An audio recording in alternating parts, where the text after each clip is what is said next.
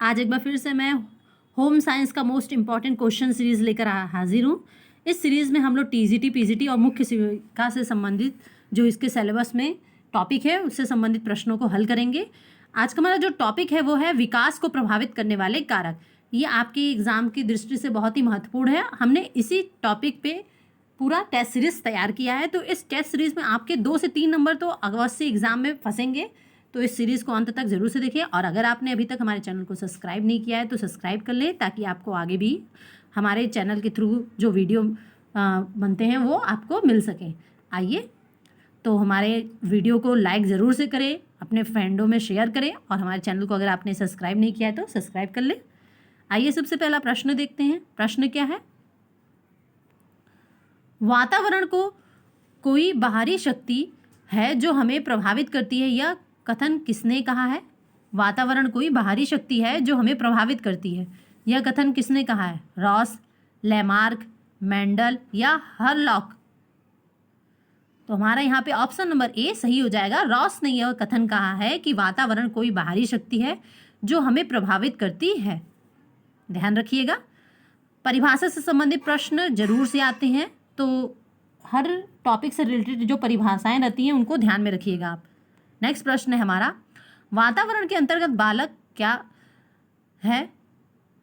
एक उच्च असंगठित ऊर्जा तंत्र, एक उच्च संगठित ऊर्जा तंत्र, एक निम्न असंगठित ऊर्जा तंत्र, या इनमें से कोई नहीं? तो हमारा यहाँ ऑप्शन नंबर बी सही हो जाएगा। एक उच्च संगठित ऊर्जा तंत्र है वातावरण के अंतर्गत एक बालक। ध्यान रखिएगा। नेक्स्ट प्रश्न है हमारा, विकास को प्रभावित करने वाला पहला कारक कौन है? जैविक कारक, शारीरिक कारक, वंशानुक्रम या वातावरण? तो यहाँ पे हमारा ऑप्शन नंबर सी सही हो जाएगा। वंशानुक्रम जो होता है यह विकास को प्रभावित करने वाला पहला कारक है। नेक्स्ट प्रश्न है, जनन द्रव्य की निरंतरता का सिद्धांत किसने प्रतिपादित किया है? हरलॉक ने, डाल्टन ने, मेंडल ने या बीजमैन ने? तो यहाँ पे हमारा ऑप्शन नंबर डी सही हो जाएगा। बीजमैन ने जनन द्रव्य की निरंतरता का सिद्धांत प्रतिपादित किया है। हमारा प्रश्न नंबर 5 है कि उपार्जित गुणों के संचरण का सिद्धांत के समर्थक हैं बीजमैन, लेमार्क, ए पी सुपे या फिर इनमें से कोई नहीं?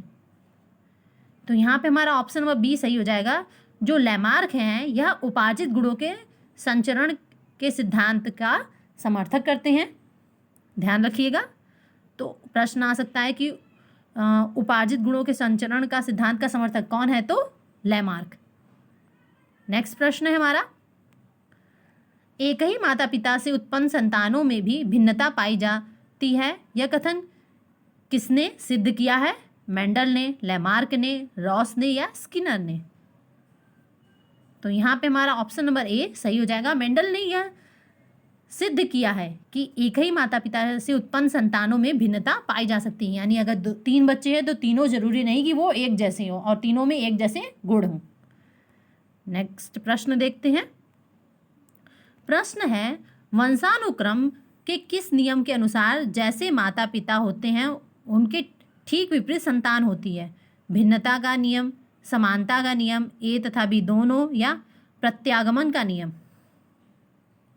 तो यहाँ पे हमारा ऑप्शन नंबर डी सही हो जाएगा। प्रत्यागमन के नियम के अनुसार जैसे माता पिता होते हैं उनके ठीक विपरीत उनकी संतानें होती हैं। ध्यान रखिएगा, तो किस नियम के अनुसार माता पिता के ठीक विपरीत उनकी संतानें होती हैं? तो प्रत्यागमन के नियम के अनुसार। नेक्स्ट प्रश्न है हमारा, मेंडल के अनुवांशिकता के सिद्धांत को सिद्ध करने के लिए किस पर प्रयोग किया था? मटर के दानों व चूहों पर, कुत्ते पर, बंदरों पर या खरगोश पर? तो यहाँ पे हमारा ऑप्शन नंबर ए सही हो जाएगा। मटर के दानों व चूहों पर मेंडल ने अपने अनुवांशिकता के सिद्धांत को सिद्ध करने के लिए प्रयोग किया था। नेक्स्ट प्रश्न है, किस सिद्धांत के अनुसार बालक में गुणों का संचरण केवल माता पिता से ना होकर पूर्वजों से भी होता है? उपार्जित गुणों के संचरण का सिद्धांत, उपार्जित गुणों के असंचरण का सिद्धांत, जीव सांख्यिकी का सिद्धांत या जनन द्रव्य की निरंतरता का सिद्धांत। तो यहाँ पे हमारा ऑप्शन नंबर सी सही हो जाएगा। जीव सांख्यिकी सिद्धांत के अनुसार बालक में गुणों का संचरण केवल माता पिता से ना होकर पूर्वजों से भी होता है। कुछ बच्चे होते हैं ना, लोग कहते हैं ये तुम अपने परदादा दादा जैसे लग रहे हो, यानी तो उनके अंदर ये गुण पाया जाता है। नेक्स्ट है शारीरिक ढांचा, तंत्रिका तंत्र, ग्रंथियां जो बालक के विकास को प्रभावित करती हैं कहलाती हैं शारीरिक कारक, जैविक कारक, सामाजिक कारक या बौद्धिक कारक। तो यहाँ पे हमारा ऑप्शन नंबर जो है बी सही हो जाएगा। जैविक कारक कहलाती हैं जो प्रभावित करती हैं शारीरिक ढांचा को, तंत्रिका तंत्र को, ग्रंथियां, और जो बालक के विकास को प्रभावित करती है तो वो कौन सी कारक होती है, तो जैविक कारक। ध्यान रखिएगा। नेक्स्ट प्रश्न है हमारा, किस मनोवैज्ञानिक के अनुसार मंद बुद्धि माता पिता के बच्चे मंद बुद्धि, सामान्य बुद्धि वाले माता पिता के बच्चे सामान्य बुद्धि वाले तथा बुद्धिमान माता पिता के बच्चे बुद्धिमान होते हैं? सोरेंस, क्रो एवं क्रो, बीजमैन या लैमार्क। तो यहाँ पे हमारा ऑप्शन नंबर ए सही हो जाएगा। सोरेंस ने ये माना कि किसी मनोविज्ञान की जो मंद बुद्धि माता पिता के बच्चे होते हैं वो मंद बुद्धि होते हैं, सामान्य बुद्धि वाले माता पिता के बच्चे सामान्य बुद्धि वाले तथा बुद्धिमान माता पिता के बच्चे बुद्धिमान होते हैं। ध्यान दीजिएगा इस प्रश्न को। नेक्स्ट प्रश्न है हमारा, किस नियम के अनुसार बच्चे माता पिता की सच्ची अनुकृति नहीं होते हैं? समानता के नियम, विकास के नियम, भिन्नता के नियम या आचरण के नियम। तो यहाँ पे हमारा ऑप्शन नंबर सी सही हो जाएगा। भिन्नता के नियम के आधार पर जो बच्चे होते हैं वह माता पिता की सच्ची अनुकृति के नहीं होते हैं। नेक्स्ट प्रश्न है हमारा, वंशानुक्रम व्यक्ति के गुणों का योग होता है? जन्मजात, जन्म उपरांत, प्रारंभिक या सभी? यह सभी। तो यहाँ पे हमारा ऑप्शन नंबर ए सही हो जाएगा, जन्मजात। वंशानुक्रम जन्मजात व्यक्ति के गुणों का योग होता है, यानी ये जन्म से ही व्यक्ति को मिला हुआ होता है। नेक्स्ट प्रश्न है, किसके कथन के अनुसार बालक प्रथम 6 वर्षों में बाद के 12 वर्षों से दूना सीख लेता है? एडलर, गैसल, रॉस या क्रो एंड क्रो? तो यहाँ पे हमारा ऑप्शन नंबर बी सही हो जाएगा। गैसल के नियम के अनुसार इन्होंने माना कि बालक जो है प्रथम 6 वर्षों में बाद के 12 वर्षों से दूना सीख लेता है, यानी बच्चों में प्रथम 6 वर्षों में सीखने की क्षमता क्या होती है, बहुत ज़्यादा होती है। नेक्स्ट, मानव शरीर का निर्माण किनके योग से होता है? कोशों के योग से, ऊतकों के योग से, मांसपेशियों के योग से या हड्डियों के योग से? तो यहाँ पे हमारा ऑप्शन नंबर ए सही हो जाएगा। कोशों के योग से मानव शरीर का निर्माण होता है। ध्यान रखिएगा, किनके योग से मानव शरीर का निर्माण होता है, तो कोशों के योग से।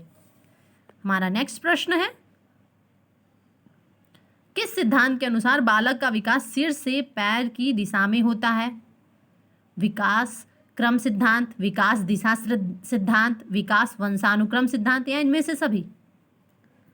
तो यहाँ पे हमारा ऑप्शन नंबर बी सही हो जाएगा। विकास दिशा सिद्धांत के अनुसार जो बालकों में विकास होता है वह सिर से पैर की दिशा में होता है। ध्यान दीजिएगा, तो विकास दिशा सिद्धांत के अनुसार ही बालकों में जो विकास होता है वो सिर से पैर की दिशा में होता है। अगला प्रश्न है, समुद्र में तैरते हिमखंड से मन की तुलना किसने किया था? रॉस ने, हरलॉक ने, गेम्स ड्रेवर ने या फ्रायड ने? तो यहाँ पे हमारा ऑप्शन नंबर जो है डी सही हो जाएगा। फ्रायड ने समुद्र में तैरते हिमखंड से मन की तुलना की थी। नेक्स्ट प्रश्न है,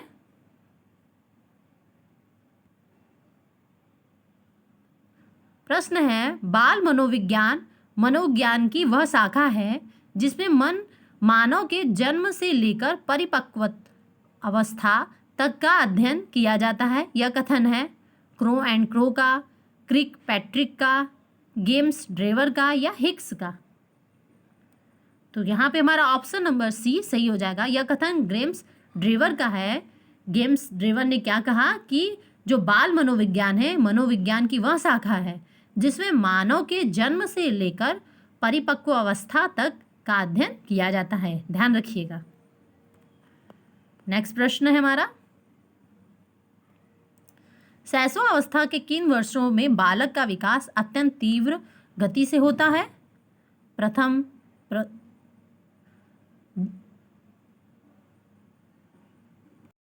प्रथम 1 वर्ष में, प्रथम 2 वर्ष में, प्रथम 3 वर्ष में या प्रथम 4 वर्ष में?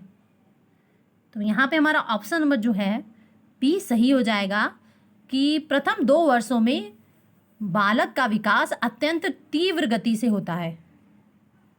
तो बालक का विकास कब तीव्र गति से होता है? तो प्रथम 2 वर्षों में। ध्यान दीजिएगा, महत्वपूर्ण टॉपिक है, प्रश्न इससे आ सकते हैं। नेक्स्ट प्रश्न है हमारा, बालक का किस वर्ष की आयु तक मस्तिष्क विकसित होकर लगभग पूर्ण आकार प्राप्त कर लेता है? 2 वर्ष, 4 वर्ष, 6 वर्ष या 8 वर्ष? तो यहाँ पे हमारा ऑप्शन नंबर जो है सी सही हो जाएगा। 6 वर्ष के बालक का जो मस्तिष्क होता है विकसित होकर लगभग पूर्ण आकार प्राप्त कर लेता है। तो वीडियो हमारा अगर आपको अच्छा लगा हो, हमारे प्रश्न आपके कलेक्शन आपको पसंद आए हो, तो वीडियो को लाइक ज़रूर से करिएगा। और अगर आपने हमारे चैनल को अभी तक सब्सक्राइब नहीं किया है तो please guys subscribe and support us, ताकि हमारे 500 सब्सक्राइबर हो जाएं। अभी तो ये हमारा फर्स्ट सीढ़ी रहेगा, अभी हम लोग धीरे धीरे आगे बढ़ रहे हैं। तो हमारे चैनल को सपोर्ट करिए ताकि हम जल्दी से अपने टारगेट को पूरा कर सकें। Thank you guys.